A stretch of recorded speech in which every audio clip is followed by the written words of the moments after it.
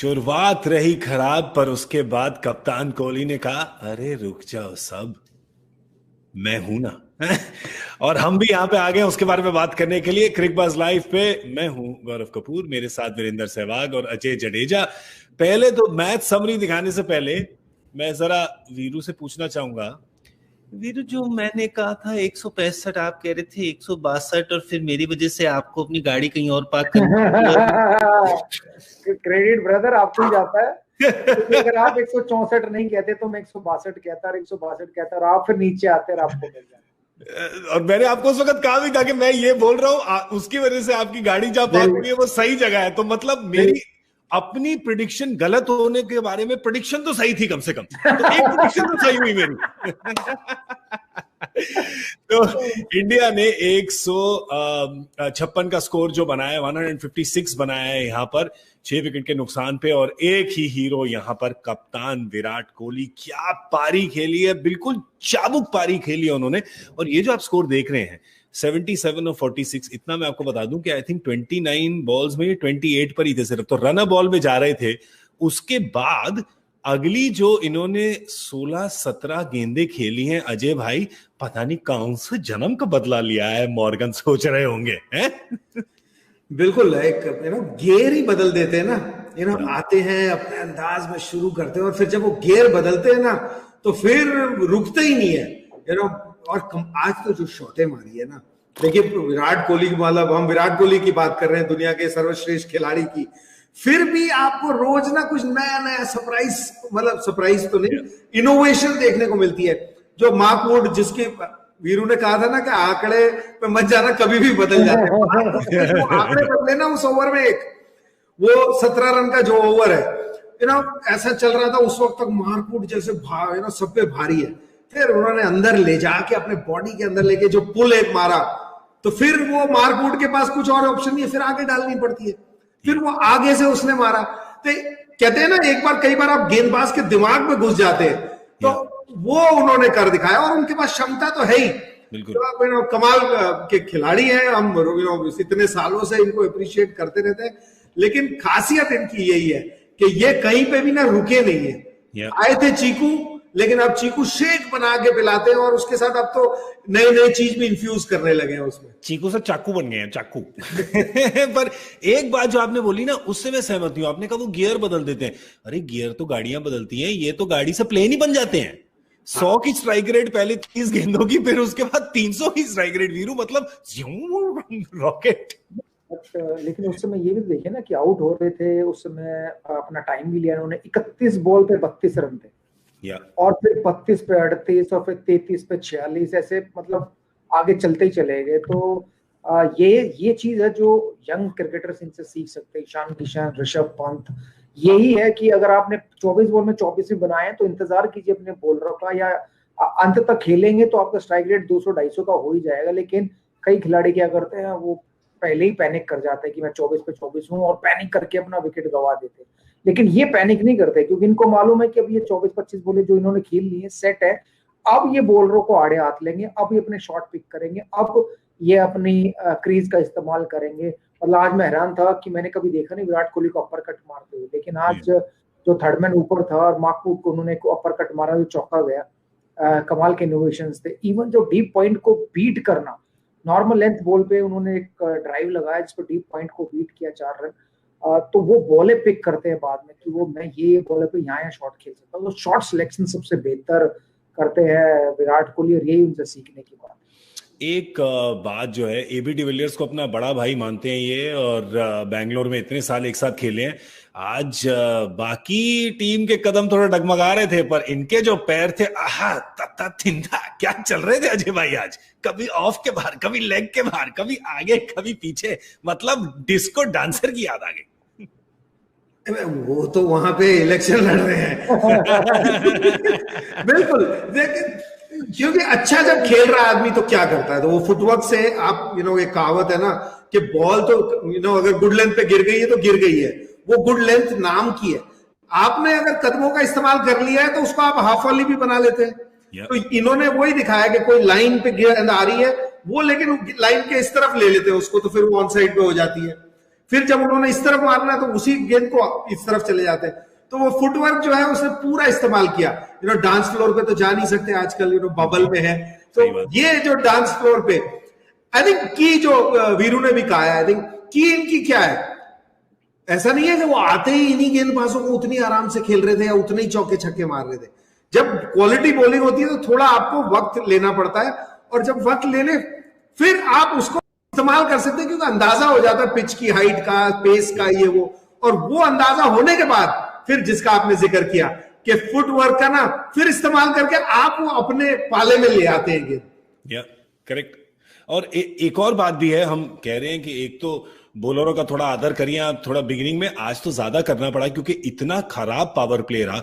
तो अगर आप इस स्कोर को देखें और कहें कि भाई ये तो कंपेटिटिव स्कोर है, अगर आप इस स्कोर को तब देखें जो 6 ओवर के बाद था, तब तो आप कहेंगे कि भाई ये तो मतलब लॉटरी है बिल्कुल। वीरू जहां पे पहुंचे 24 पर 3 का पावर प्ले था ये। बिल्कुल, उस समय हम लोग यही कहते कि भारत शायद 150 भी नहीं बनाएगा। एक समय तो ऐसे ही लग रहा था अगर विराट कोहली भी आउट हो जाते तो 150 भी नहीं बनते, मतलब ये फिर 125 130 ऐसे ही बनते। और यही फर्क हमने देखा कि श्रेयस अय्यर ने एक पारी खेली थी जब भारत ने 125 बनाए थे, और विराट कोहली ने एक पारी खेली। शुरुआत दोनों की लगभग सेम थी कि उस समय भी शायद 20-25 पे 3-4 आउट थे, आज भी 20-25 पे 3 आउट थे। तो लेकिन खिलाड़ी का फर्क पड़ जाता है, तो उनका स्ट्राइक रेट और विराट कोहली का स्ट्राइक रेट जमीन आसमान का फर्क हो गया अगर मैं श्रेयस अय्यर के साथ कंपेयर करूं तो। यही फर्क है विराट कोहली में। कभी कभी खराब वो इसलिए भी लगते हैं कि अगर वो इतनी गेंदें खेल के आउट हो जाते, सपोज आज 31 गेंदों पे उन्होंने 32 रन बनाए थे और 32वीं गेंद पे आउट हो जाते तो 32 गेंदों पे 32 ही रह जाते।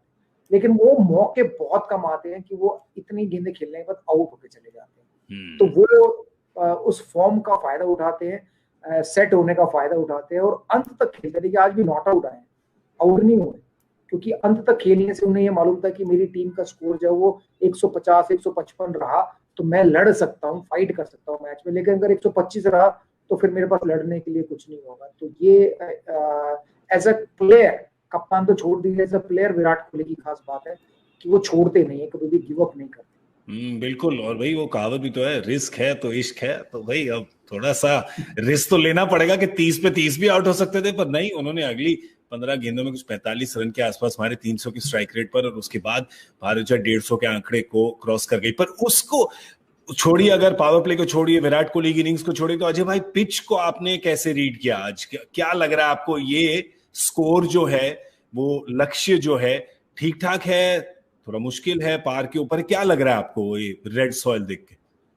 आई थिंक रेड सॉइल के जो लक्षण होते हैं वो सारे देखने को मिले। बॉल बैट पे आ रहा है, बाउंस है, अब आप उसको किस तरह से इस्तेमाल करते हैं। जब पेस वालों ने इस्तेमाल उसको अपने फेवर में किया, आप मुंबई इंडियंस को इतने साल से देखते हैं, क्यों वो तो प्योर फास्ट बॉलर खिलाते हैं, क्योंकि शुरू में आपको अगर अग्रेसिव बॉलर्स हैं, आपको रेड सॉइल पे आपको भी चांस रहता है। तो मेरे हिसाब से थोड़े कम है।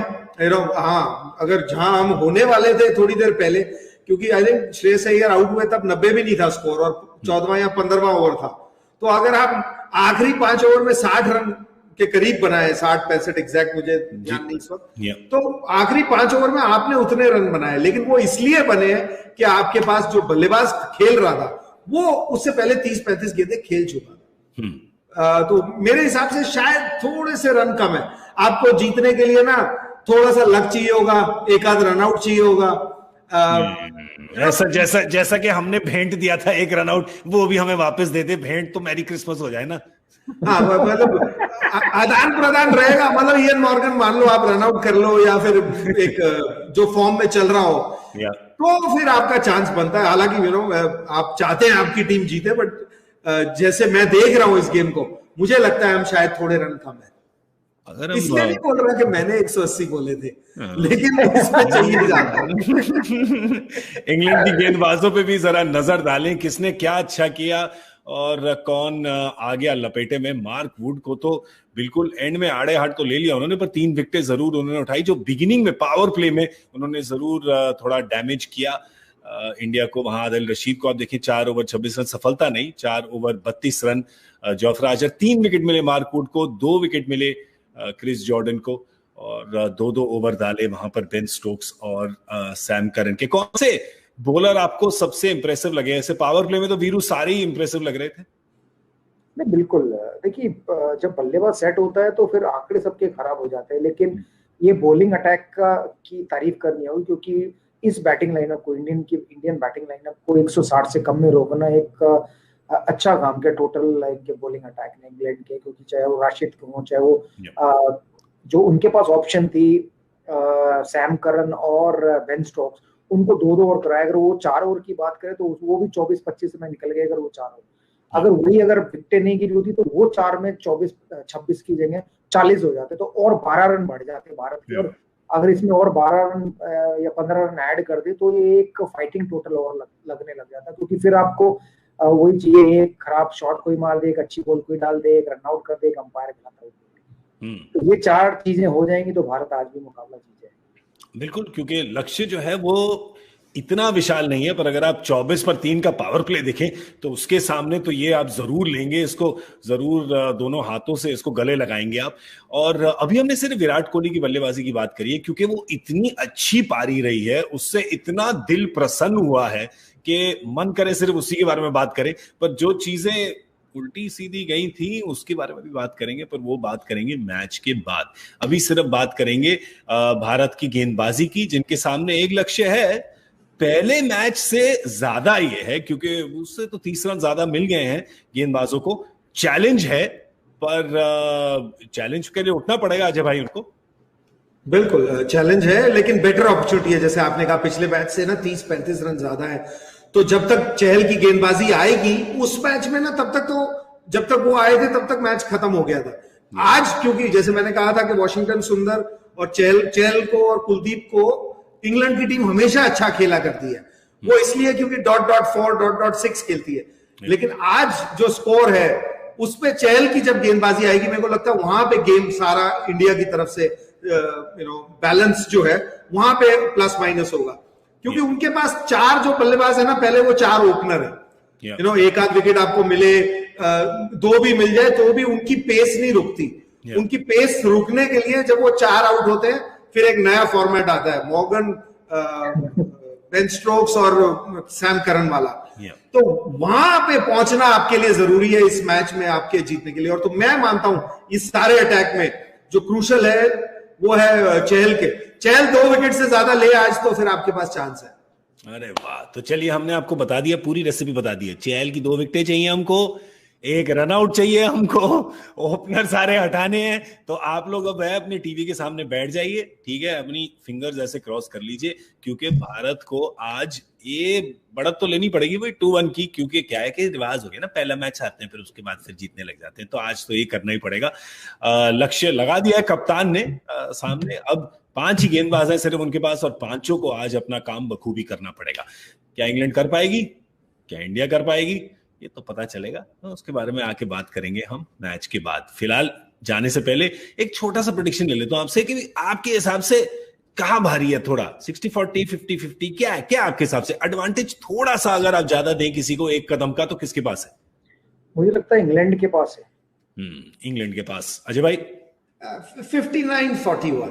59-41 डन, ठीक है। मेरे को लगा शायद 51-49 बोलते, क्योंकि इनका थोड़ा बीच बीच में रहते, थोड़ा ऐसे चल के, ठीक है, ऐसे ऐसे ऐसे ऐसे करके। चलिए अब हम निकलते हैं यहाँ से, आपसे मिलेंगे गेम के बाद और चर्चा करेंगे ऑफ कोर्स इस मैच के बारे में। आप देख रहे थे क्रिक बज़ लाइव, मैं हूं गौरव कपूर। बहुत बहुत शुक्रिया अजय जडेजा और वीरेंद्र सहवाग का।